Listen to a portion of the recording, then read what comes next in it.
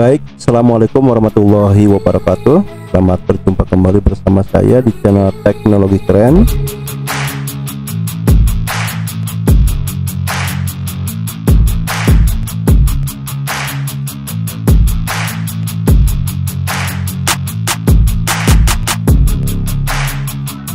Bagi yang belum subscribe, silahkan klik tombol subscribe-nya terlebih dahulu ya guys.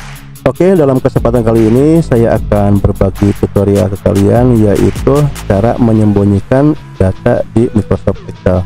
Baik, kita buka terlebih dahulu ya guys Microsoft Excel-nya.